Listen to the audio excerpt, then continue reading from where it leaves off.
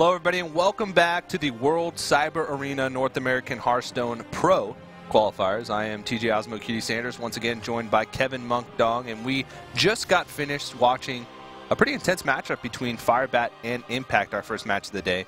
And Firebat ended up taking that one, so he will be the first player moving on to the finals. What did you think of that game? The series is very good. I really like when Impact plays a lot because we do get to see a lot of his really interesting tech choices. Oh, yes. We saw the Kazam Mystic, we saw Flare, we saw Leroy Jenkins and Shadow Step, and it worked out sometimes, for example, with the Flare, but with the Kazam Mystic, with the Leroy Shadow Step, it just didn't plan out quite so well. He really planned for his lineup against Freeze Mage, and when that failed, when Freeze Mage got a win, I felt like that was the turning point of the match. And when afterwards, basically, that rogue deck just couldn't stand up to everything else because it was just so teched out against one matchup. Yeah, it's true. It was really cool to see, and you talked about it a little bit, but that one match where he was able to seal 2 secrets with Kazam Mystic. Kazam Mystic Shadow Step Kazam Mystic to seal Ice Barrier and Ice Block, and then still ended up not taking that match was a little bit rough. But, of course, we'll be seeing Firebat later on. Next match is going to be Tarei versus Muzzy. But before we get into that, we just want to keep reminding you to make sure you're sending us your tweets with the hashtag WCA 2015. And make sure you follow us on Twitter at WCA_America. You get all the information about Hearthstone, about the WCA qualifiers for Hearthstone for North America. And you'll also get information about Heroes of the Storm, Crossfire, and Dota 2. Those will all be the games that we'll be broadcasting over the next couple weeks with WCA. So there's a lot of information to be had, schedules, brackets, tournament information, player information. So if you want any other information about that, make sure you're hitting up Twitter, hitting us up on social media, and talking to us about all that. So we should be jumping into match here pretty soon. But Muzzy versus Tarei, we talked about them a little bit at the beginning of the day. But since then, we haven't really touched on them. So Tarei, we saw him make a big run in the BlizzCon World Championships of 2014. Muzzy, recently he's had quite a bit of success with his team Hearthlytics. So what do you think about these two? Yeah, Muzzy is kind of the guy of this year. He's probably been the biggest newcomer, North American newcomer of this year besides Sandstorm. Tarei was a really big last year qualifying for BlizzCon World Championships. And you mentioned Muzzy's team. I think we should maybe give a little shout out to Tarei's team, Magic Amy. Still Magic repping the team Magic Amy. You know, there was some kind of issues with Magic Amy recently, but I think Tarei's just still sporting that Magic Amy tag. He's kind of giving a show of solidarity in support for Magic Amy. Yeah. What a guy. What a guy. And we saw his old teammate Silent Storm recently moved on to Team Celestial. And I actually remember Tarei's interview from BlizzCon where he gave a huge shout out to his team. And that was the beginnings of the team Magic Amy back in 2014. So Tarei has been quiet since then. We haven't seen too much of him. But you said earlier that you've spoken to a lot of these players and they think that Tarei is still on top of his game. Yeah, certainly back when BlizzCon was happening, he was considered probably one of the best players in the world, actually, even though he didn't really show too many games. I would say when you talk to a lot of the BlizzCon players back then, he was probably actually about 5th out of the 16 players in BlizzCon if they had to do a ranking, behind Strifecrow, Firebat, Kalento, and Tiddler Celestial. So after those big 4 Titans, Tarei was the 5th best player. That's pretty big praise. Oh, yeah, definitely. Out of all the players in North America, that's pretty prestigious title to be given. But it is going to be, we didn't talk about the decks too much. Muzzy is going to be running that Zoo Warlock, and Tarei is going to be running the Freeze Mage. In this matchup, I really like the Freeze Mage in this matchup, and we talked about it a lot yesterday, and it just seems like sometimes you can get to the point where the Zoo just can't really do much. Their board just continually gets frozen, and then by the time you get to the point where you're finally going to kill them, you've already tapped enough to where you get in range of a lot of this Freeze Mage burst. You just have a lot of ways to stop the win conditions that you have as Zoo. Yeah. Yeah, just a lot of the early game plays like Doomsayer, Frost Nova Doomsayer. If you can get a Frost Nova Doomsayer against Zoo, it's pretty much game over. Tarei, well, as we mentioned before, he's really favoring Freeze Mage because he really likes those decks where you have to think a lot. Yeah. Freeze Mage, Miracle Rogue, Handlock. In fact, at BlizzCon last year, he's the only player to play Mage at all, back when Mage wasn't the strongest class in the world. Yeah, you mentioned earlier one of the big things is an early Frost Nova Doomsayer. The reason why that's game over is because a lot of times Zoo throws everything out from their hand early on. They have a lot of early drops, so they like to flood the board. And unless they're really playing around that combo, which sometimes they can't even afford to, a lot of times they'll be out of cards or almost out of cards by the time you get to that Doomsayer Frost Nova combo. And then they're consistently tapping every single turn, getting themselves lower every single turn. And a lot of times you stop their momentum enough, and they tap enough to where they just get in range of your burst quick enough. Yeah. That's going to be a pretty good draw, I would say. It makes his board less vulnerable to AoE. The problem with this board, though, is that, yes, it's a lot of creatures, but all the creatures, they just seem so weak. I mean, 2 attack, 3 attack, 3 attack, 2 attack. It's actually not much power on the board at this moment. Sounded like a song. 1 attack, 2 attack, 3 attack, 4. Ah. It's the Monk Hearthstone song. I see that. Monk actually, before every single Hearthstone match, he sings me a lullaby. A lullaby? Is that what you call it? Are you sure it's not a serenade? It's it's both. It's both a lullaby and a serenade. So yeah, Muzzy just playing more around AoE at this point. Yeah. And he's saving that low theft for a key moment, to a point where he really just wants to protect his board. Because throwing it out on turn 5, a lot of times is just the right thing to do. When you're playing a class like this where you are sort of racing against time. But here, he just didn't feel like his board was strong enough, and with the egg, it's protected against AoE enough. Yeah. To where he wants to save the Loatheb to a turn where he sort of, not absolutely has to use it, but to a turn where he's going to get more out of using it. Like a crucial turn for the mage. Unfortunately for Muzzy, or perhaps fortunately for him, he drew into the Doom Guard, which means he'll have to play that Loatheb probably in the next 1 or 2 turns in order to get that Doom Guard also out of his hand. Yeah. Throwing out the R&B Gal could really bite him in the ass in the coming turns, because Tarei has a Doomsayer in his hand. It's very possible that a freeze, if he draws a freeze, then he won't be able to, Muzzy won't be able to silence the Doomsayer. Typically, Freeze Mage, or rather Zoo, they only run 1 silence, so that's pretty much the only silence on this. But exactly as we called it, Frost Nova Doomsayer, there it is. Yeah. Judging by some of the cards in this deck as well, this seems like the more traditional Zoo. It doesn't seem like a Demon Zoo hybrid. Yeah. Because he ran Ironbeak Gowl, which can sometimes be put in the Demon Zoo hybrid, but sometimes they cut it. And also the Argent Squire was a big one that was sort of a big tell in that. You don't really have room for that if you're running things like Void Callers or Mal'Ganis or even things like Bane of Doom. Yeah, I really have to point out that Tarei is actually running 2 Kona Colds in his hands. This is the second Kona Cold we've seen. Yeah. And typically players, they either run 1 Kona Cold or they cut it all together.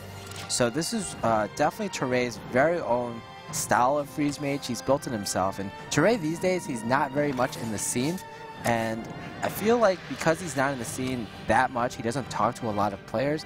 So he has his own mindset about what decks are good, what tech choices are good, and we're really seeing his personality and his playstyle come into this. Yeah. In this turn, I mean, we talked about he's waiting for a crucial turn, but he really just didn't have many options here. He's got to start throwing out his cards here. If he just played that turn where all he did was throw out a Haunted Creeper, which would be the only thing that he had mana for, and then pass, he's just not putting on enough pressure turn for turn to be able to kill the mage in time. Yeah, he has a lot of cards though. Yeah, Sea Giant probably going to come down here. Yeah, Sea Giant's really good, not really because of the 8 attack, but mostly because of the 8 health. It's going to be really difficult to kill. Fortunately for Tarei, though, he has both Blizzard and Flame Strike in his hand, so that's going to be at least guaranteed 6 damage. And oh, okay. So you can even consider burning a Frost Fireball. No, he's got enough damage in his hand to kill him over 2 turns. So next turn he has, I think, exactly 17 damage. That's 9 with the Fireball, Frostbolt, and then double Ice Lance. Yes. So he realizes that he can kill him over 2 turns, and I think that's going to be it. I mean, I don't think there's no way that he could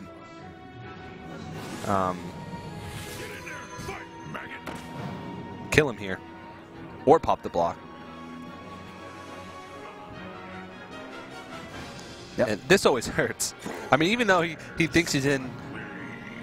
He can't even tap at this point because he knows because his opponent fireballed, he probably has close to enough damage, and he's really hoping at this point that it was kind of more like a bluff. He had just slightly like 1 or 2 off, and he'd be able to kill his opponent then. Yeah. But yeah, Tarei was like, even if he didn't have this, he had 2 additional turns to draw into extra damage. Yeah, or just, I mean, stall the game out. He had Frost Nova, and then he said Flame Strike, so he could have drawn into even more things that were going to stall the game out for him. So, I mean, that right there is just one of the reasons why you can tell that Freeze Mage is just so strong against Zoo. It just didn't seem like the Zoo ever got ramped up, and it's not like he had terrible draws. He even had Lotheb early on that he could use at will, and it just didn't work out for him in the end because the Freeze Mage can just keep stalling and stalling and stalling until they get enough burst to kill him down.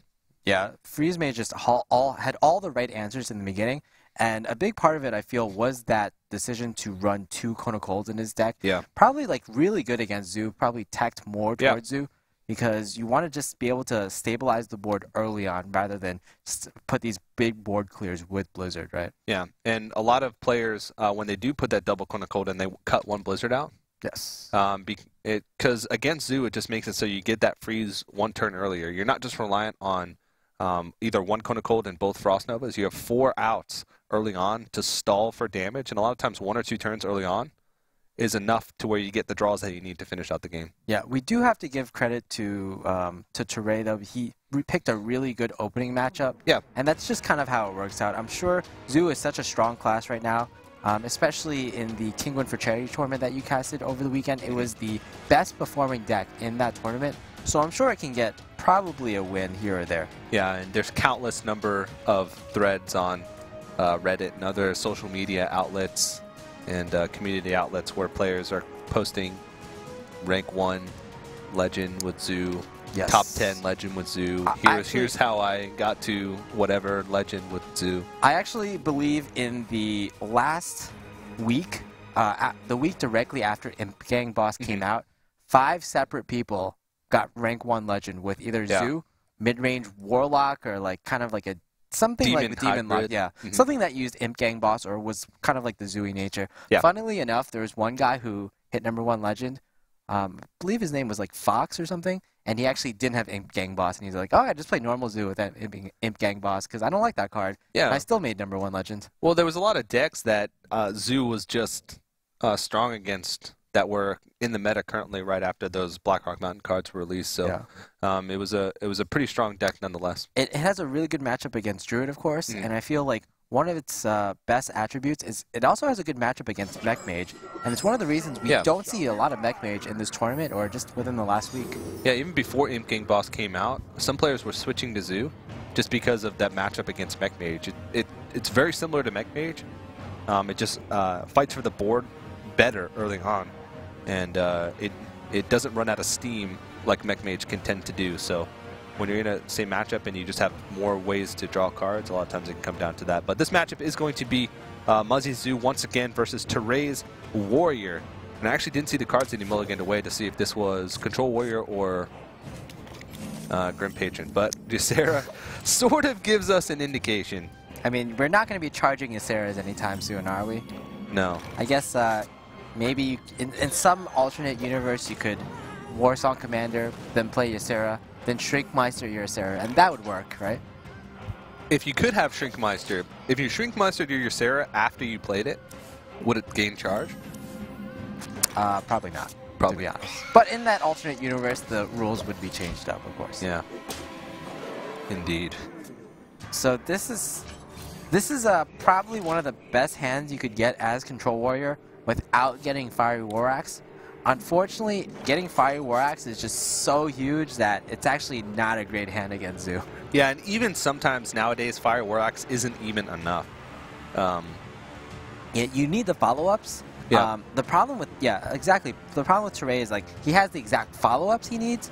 The problem is he didn't get the Fiery War Axe, which is like 90% of the equation. Yeah, you need the Fiery War Axe to pave the way for cards like Armorsmith and Acolyte of Pain. If you can get Fiery War Axe, Armorsmith, Acolyte of Pain, and like Cruel Taskmasters early on, to help you draw cards and to help you make your board a little stronger and clear the first creatures that would match up against like your Acolyte of Pain, like we just see here. But I mean, Imp Gang Boss is just so hard. Unless you have Death Bite just right on curve, it's just super tough. And you can see no weapons. Yeah, at this point, Tarei probably really wanted to draw a weapon at this point. Anti-Keelbot and Control Warrior. So what I see there is he really wants to be really good against aggro because he's seen Muzzy play a lot of Zoo lately. And unfortunately, it's just not panning out for him. Yeah, Unstable Ghoul as well is also a tech choice made for aggro. There's a lot of 1/1 tokeny stuff nowadays with Violet Teachers and Imp Gang Boss especially, if you're targeting Zoo, that you can put an Unstable Ghoul on the board and be able to like cleanly clear up like Imp Gang Boss imps or Implosion imps. Well, this is the exact situation that you described. A lot of 1/1s. Yeah, this is where Unstable Ghoul becomes really strong. And you can hide an Acolyte of Pain behind it as well, just to give you a little bit extra card draw. So this will effectively deal with most of the board. Oh, just kidding. Sea Giant. I mean, that's one of the reasons why Sea Giant is just so strong. Yeah. Sea Giant was an addition. I think maybe Zixo was one of the first players to do it. Yeah, back in actually around the time when the first WCA tournament happened. Oh, really? 2014, he had added Sea Giant into his Zoo deck, and a lot of people copied it. Yeah. He eventually took it out for Lotheb. Yeah. This was before Implosion as well. The problem with playing the Sea Giant here is that it's going to get 1 damage. It's the Unstable Ghoul is going to do 1 damage to it, and then its execute's going to be really easy here. Yeah. So it's sort of a double-edged sword. He has to play the Sea Giant while he has enough creatures on the board to be able to play Sea Giant this early. But then he also has to damage it, which he knows that damaging it against Warrior is just asking it to be executed. Yes. Board's looking plenty threatening here. No Brawl, but this might even be better. We even see a second Unstable Ghoul added to the equation, so certainly very teched up against Zoo. And this, might be one of those situations where Tarei might be bringing 3 decks that are good against Zoo. Of course, his last deck is Druid, but it might just be a Fatigue Druid. It could be. It could be that Fatigue, that Mill Druid. I really like the Unstable Ghoul here. The reason why, you think, why wouldn't I use up all your mana and play the Sludge Belcher? Because if you play the Sludge Belcher, with those 1/1 tokens on the board, you could use cards like Abusive Sergeant or like Direwolf Would be so good. to trade up into the Sludge Belcher. And so you're basically wasting that taunt with all those 1/1 creatures on the board that are effectively useless. So what playing Unstable Ghoul does there, it allows you to armor up, it allows you to play a weaker card in that situation, but still get pretty much just as much value out of it as you would have, in theory, out of the Sludge Belcher. Yeah, we're going to see the natural enemy of Sylvanas, actually. It's going to be Implosion. Implosion, yeah. If you roll high here, it's pretty much almost guaranteed to steal an imp. We'll see what he rolls. Ooh. A 2. And with a Knife Juggler on the board, it's good, but all those juggles just went face. So if Muzzy wants to play around Brawl... Congrats, Tides of Time, for hitting rank 5. Wow. Tournament champions can only hit rank 5. Tournament champion Tides of Time. It's rank 5. Fantastic stuff. Congratulations. Yeah, so Muzzy actually has to trade here. He pretty much instantly loses the game due to the Brawl in Tarei's hand. Yeah. Yeah. If he does trade, still that Brawl is going to do so much work because Muzzy's hand is completely empty at this point, besides that lone power overwhelming. Yeah, Brawl is in the same category as we talked about earlier. That is really rough, because now, even if he wins the Brawl, whatever comes out of it, he's going to steal anyway. That just completely takes the wind out of his sails. And I mean, Muzzy has no cards left in his hand. He has a Power Overwhelming, which is virtually useless. I guess that's best case scenario. But still, he's basically put him out of reach. This game is nearly unwinnable for Muzzy at this point. Oh man, Defender of Argus. He had another situational card. And we might just see a taunted up egg here. Really not threatening at all. Yeah. Alex Straza, yeah. This turn might just be Throw down a Sarah on the board against Zoo. I mean, if you can throw down a Sarah on the board cleanly against Zoo, you're probably in a good position, I would say. I've played a lot of Control Warrior. Probably close to 2,000 games of Control Warrior. Don't say. I don't say. I've probably said that so many times. And actually, since the last time I said that, I probably played an additional 100 games of Control Warrior. I can count on one hand how many times I've been able to play Ysera against Zoo and still win the game. It is that low. Oh man, even in a dream. That's probably the best one, maybe outside of Ysera Awakens for this board. Yeah. Just so tough to be able to deal with. And he has so many like emergency cards left in his hand. Anti-Keelbot to bring him back up to 23 health. Even if Muzzy finds a way to piece together 20 damage, which is very unlikely, he could still bring himself back up to 15 with Alexstrasza. Yeah, not only that, he kind of has to fear his opponent just lethaling him out of nowhere with something like Nightmare plus Grom. Yeah. That's true. Or anything, really. I mean, he has 10 damage already on the board. He'd only need to piece together 7. Without a taunt, all he would need to be like a Gore Howl. Yeah. Or 7 armor, and he could shield slam the face. Ooh, the infamous shield slam face play. I haven't thought about that for a while. Yeah, not many players think about it. It's one of those misunderstood Hearthstone plays. Yeah. Some more damage probably going to face here. At this point, you can't trade, you can't play for the long game just because of that Ysera, honestly. Oh, Gore Howl. I actually wasn't expecting a Gore Howl, to be honest, but I mean, it kind of does make sense in this kind of deck, to be honest. It does. Because it looks like to be a very grindy deck with anti-Keelbot. Yeah, with one anti-Keelbot with 2 unstable ghouls. And basically, it looks like the finishers are Ysera and Gore Howl. Those are the 2 cards not found in every Control Warrior, but they're 2 cards that help you eventually win the long game. Yeah. And that's going to be game number 2, once again going over to Tarei. 1 win away from securing his spot against Firebat in the finals later on today. And being 1 step closer to that $12,000 qualifier land that's going to be happening in June. He only has to win with, what, Druid left, I believe? Yeah, Druid. That's going to be a hard one, but I think he can just win with Druid against all the 2 other decks, right? Or yeah. all 3 decks. Again, I really like Tarei's very own variations on the decks he chose to bring into the tournament. Freeze Mage with 2 Cone of Colds, that did really well against Zoo, so it's perfect. And Control Warrior with 2 Unstable Ghouls, that did really well against Zeus. So everything, all the decisions that Tarei made before going to this tournament are really paying out for him. All right, well, Muzzy is going to stick to his guns here. Zoolock once again for the 3rd time. It is a good matchup. Zoo has traditionally always been strong against Druid. Imp Gang Boss didn't really help the matchup that much, but it's just such a powerful card in its own right.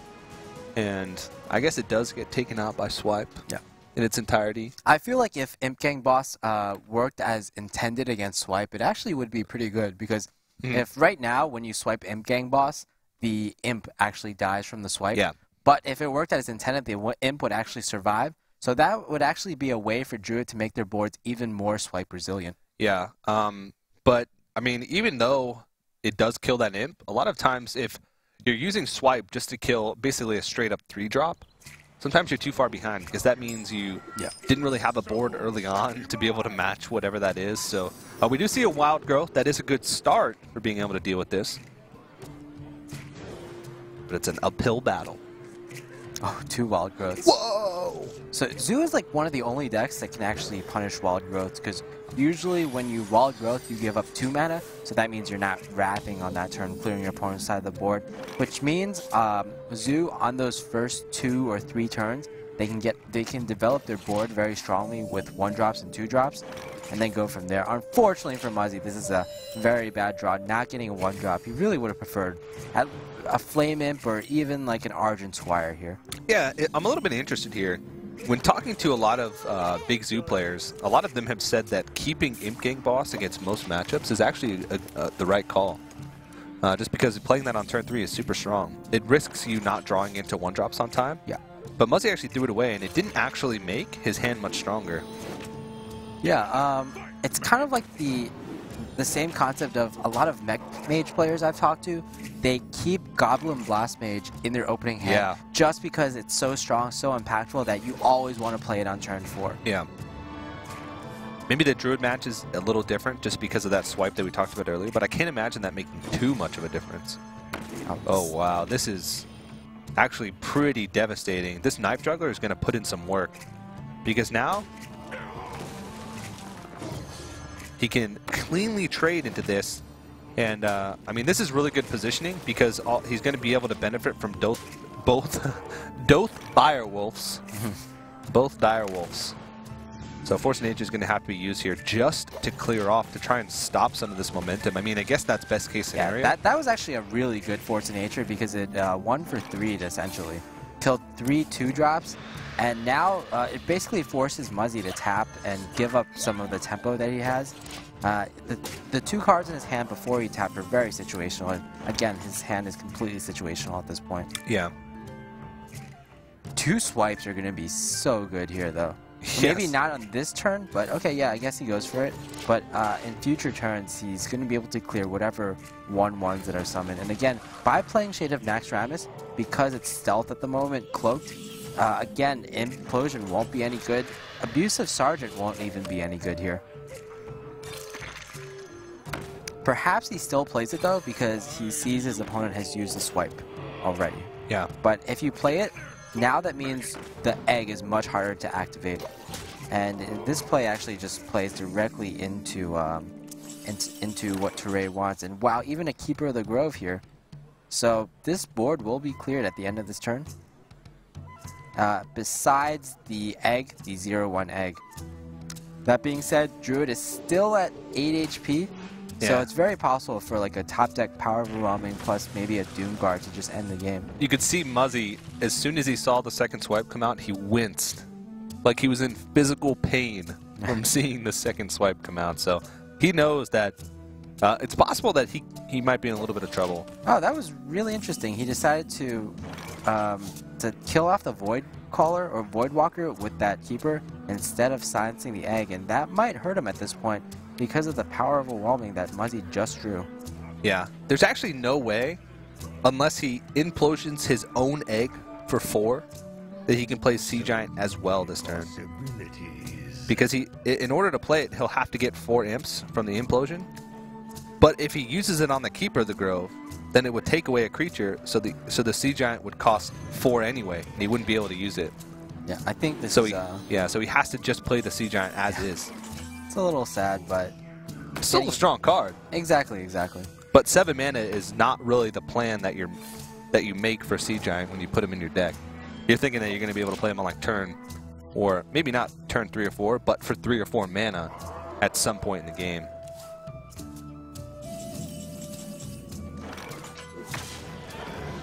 All right.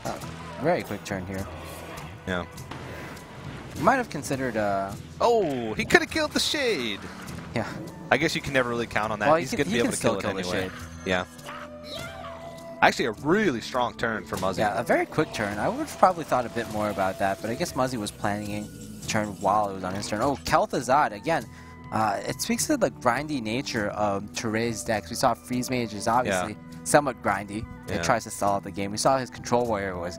for Control Warrior even, it was especially grindy with Ysera, with Gorehowl, and 2 unstable ghouls. He knows Kel'Thuzad can't do much here, and he'll have to concede and go to the next game. Yeah. So, I mean, he probably suspected that the zoo would be really tough for him. I mean, you see that's not an ideal hand, but he had double Wild Growth. He had both swipes like right on time, and he still managed to lose. So just a really tough matchup for the Druid in general. But he still got 2 more chances. Muzzy left has what, Rogue and Warrior. Rogue and Warrior. Probably Control Warrior. Yeah. Possibly. Actually, it's very likely that he's running Patron Warrior. Okay. Patron Warrior has been so popular just within the last week because multiple players got #1 ranked Legend with it, and it's been featured a lot on very popular players' streams. Yeah, for sure. And Rogue is going to be the better of the 2 to face up against this Druid, so he's going to throw that one out there first, try and get momentum on his side. Well, actually, if it's Patron Warrior, I feel like Patron Warrior. The Patron Warrior. It could be Patron Warrior, of course. It could be up to 50-50. I've heard from a lot of Patron Warrior players that it's actually a 50-50 matchup, because if you ever get the Grim Patron on the board and you ever spawn up 2 or 3, Druid can't deal with that. It's impossible. You can't swipe that. If you swipe it, you're taking out 1, but spawning 2 additional ones. Yeah.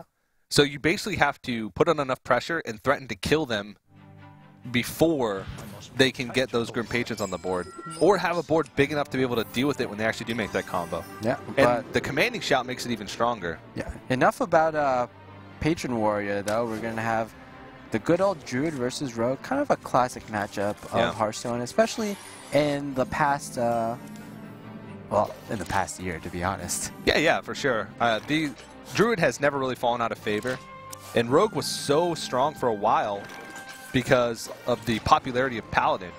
Rogue just preyed on Paladin so much, and Rogue is still good. It's just a little bit weaker against some of the decks that are current right now. Yeah. Since there's a lot of Zoo, that means there's going to be a lot of Face Hunters to prey on the Zoo, and Rogue just not fare well against Face Hunter. Now, I want to point out, we actually haven't seen any combo pieces. Oh, we've seen Force of Nature from Tarei, Force of Nature. So he might be running 1 with Kel'Thuzad. A lot of times, at least one of either piece is cut. But we're most likely going to see an Innervate Emperor Thorson here. Being very patient here. Tarei, he had a chance to innervate out the Pilot Shredder, but then his curve would suck. He had a chance to innervate out the Sludge Belcher, and he would have a decent curve. But this is kind of the more aggressive play. Essentially, he trades that. He trades more of a tempo for an early game for about 2.5 innervates. 2.5 innervates. He actually kept Innervate and Emperor Thorsan in his opening hand, which is a bold move, but mostly a really strong move. You're conceding over the early game, essentially. But, I mean, if you can bring out an Emperor Thorsan on turn 4, a lot of times it gives you enough value out of your hand that you're going to be able to catch up whatever you draw with the other 2 cards that you threw away. Yeah, exactly. Really great choice from Tarei, and I believe it's going to pay off, because now Tarei in the following 2 or 3 turns is going to be just really strong plays overall. And here, essentially Tarei's second Innervate will be used on this turn. Yeah. But he's still got plenty more where that came from. It's crazy. If you think about it, if that Emperor Thorsan hadn't come out, that play would have just been a Sludge Belcher. Yeah. I mean, we have to talk about Muzzy's hand a little bit here as well, though. He's actually got a decent hand. He's got both Blade Flurries early on, which is something that you want against Druids to make for big Blade Flurry turns later on. And he's also got Prep Sprint to be able to refill his hand. Yeah, not only that, but he's going to have a or rather, Tarei is going to have a Kel'Thuzad on just turn 7. And it's very possible that he's going to get value from it on turn 7 against the Keeper of the Grove. Or with the Keeper of the Grove, rather. If he draws into,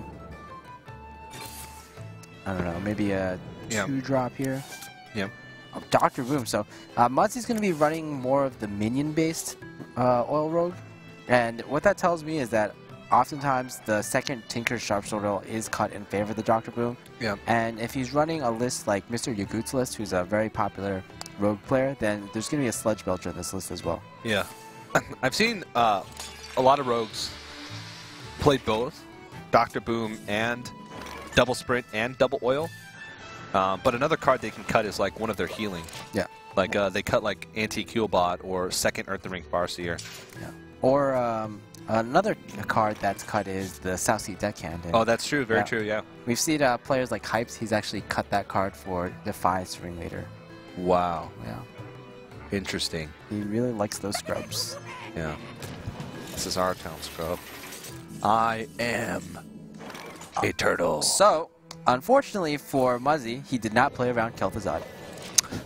Not something that you can usually afford to play around in Druid. Oh, man. See, thing is, Tarei got the order wrong. He doesn't really play around he doesn't play Kel'Thuzad much, I guess, because normally what you want to do is you want to trade your minions in first, give your opponent more hope that, oh, wow, this is the only way you could deal with Dr. Boom, and then slam down the Kel'Thuzad. Give him a small ounce of hope, and then make it come crashing back down. And this is really tough. Okay, so... Somewhat fortunately, though, Muzzy can deal with this with some kind of Blade Flurry. But if he Blade Flurries here, that's the only thing he's doing. Because he doesn't have any preps to sort of leverage to make these a little bit stronger.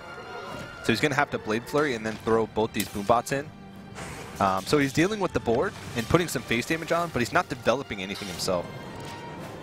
Yeah, so usually the strength of Rogue is just both developing. Oh! It keeps a bot. Yeah, it's good.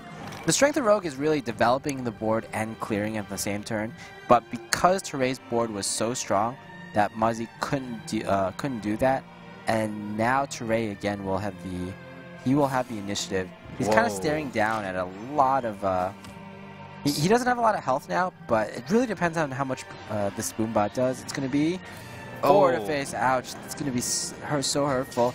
So that's a really critical choice there. He actually chose to kill the Boombot before he played Dr. Boom. So what he valued the resources of having stronger creatures on the board more than his health, which is really dangerous against Oil Rogue because they can do a lot of burst in a single turn. Yeah. Very risky. Not too sure about that, but usually Sap is actually not that great against Dr. Boom because you just give your opponent more Doombots. More Boombots. But just because the Druid is on 11 health, this Dr. Boom might just be stuck in Tarei's hand for the rest of the game. Yeah, it's all about the tempo here. Oh, man, 4 to the face again. I think that's actually pretty good. I don't think, unless he's within 14, I don't think he's too worried about it. Yeah, so I would have to think Wrath for 1 here and then a swipe. Tarei's actually really close to lethal with Savage Roar, Innervate, and possibly drawing into a Force of Nature next turn. I think at this point he just wants to cycle as much as possible, draw into that Force of Nature, and of course Dr. Boom comes in the field just to get potentially more damage. Well, this could set up. This is the best way that he can set up for a next turn lethal, because it's the way that he gets the most power on the board and the most creatures on the board. So that way next turn he can set up a Savage Roar play. But there's another Sap.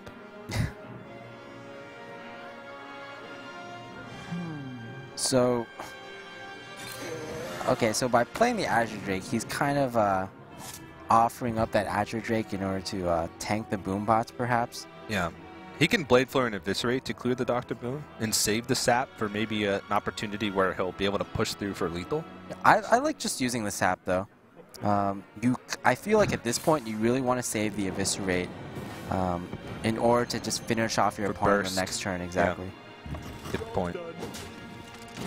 Yeah, because he's sitting him at 10 here. He's going to sit him at 8 after this Blade Flurry. Ouch! And the Azure Drake lives. Nothing goes. Everything goes to face, though, so that's risky. Force of Nature would have been lethal there. I mean, I think Muzzy's in a pretty good spot. The only thing that he has to worry about is combo at this stage, and he's got Sprint in order to draw into extra damage for the next turn. If a taunt doesn't come down here, he would have guaranteed lethal. I actually just like playing the Sludge Belcher in addition to one of the Pilot Shredders and perhaps fitting in the Hero Power or a Wild Growth in. Yeah. I don't like the Ancient of Lore as much because you've seen both Saps, so that if you just throw down a Sludge Belcher with Taunt, you pretty much guarantee to at least tank 7 damage, and that's a lot better than the 5 damage that you heal from Ancient of Lore. And even though the Emperor Thorsan was played like 10 turns ago, Tarei is still reaping the benefits because being able to fit in an extra hero power here after playing a Paladin Shredder for 3 mana plus a Sludge Belcher could end up being pretty crucial. Because every point of health is going to matter here when you're trying to worry about the burst. He knows that he's seen both Blade Flurries. Yeah, both Blade Flurries. I believe he's seen one Eviscerate as well in the early game. I'm trying to think what it was used on, but... Oh, Prep Sprint. That's probably the best card he could have drawn in that situation, because now he's going to find a couple opportunities. That doesn't do it. That doesn't do it. That doesn't do it. Nope. Not quite. No, not quite, but just being able to fit in an Eviscerate plus SI Agent will allow him to do 4 more damage to face and get him even closer. Yeah. The thing is, he needs to clear as much as he can. He doesn't have lethal here, so he needs to clear as much as he can off the board to try and just reduce the chance that he dies the following turn. He really wants to play the Lothub in this situation just to prevent his opponent from comboing him, but he can't really fit it in and clear the board at the same time. Well, if he Lothep here, then all he would need to be a Saboteur, even with Lothep, would be enough. So I think he has to clear off. Yeah, this is his only play. Yeah. So Savage Roar by itself is not quite lethal. He'd be 1 damage off. Sitting at 10 health. Oh, Force of Nature. Right off the top. And with that Force of Nature, Tarei is going to take a 3-1 victory over Muzzy. Very well played. He put himself in a position where he gave himself 3 chances to win with that Druid, and he does it after 2. He will move on to face Firebat in today's final for the qualifier of this second group for the World Cyber Arena. Yep. Tarei is certainly representing Team Magic Amy very well. Oh, for sure. Living up to the spirit, you know? I'm sure all of the members of Team Magic Amy will be very proud of him. Yeah, who knows? Magic Amy might just be in the background cheering Tarei. She might just be somewhere quietly watching, quietly waiting, and quietly clapping her hands for Tarei. Very well, very good job by him. 3-1 victory. He will move on to face Firebat, like I said. And, of course, make sure you guys are tweeting at us once again. Hashtag WCA 2015. Can't say it enough. We're trying to get everyone involved here with this World Cyber Arena. You can use the hashtag WCA 2015. Follow us at WCA_America. But, of course, we have one more match today. It is going to be Firebat taking on Tarei. The winner will be flown out to the World Cyber Arena North American Pro Qualifier Final at the beginning of June to compete for a $12,000 prize pool and at a chance to compete for a $250,000 prize pool at the end of the year in December. Don't go anywhere, guys. We'll be right back.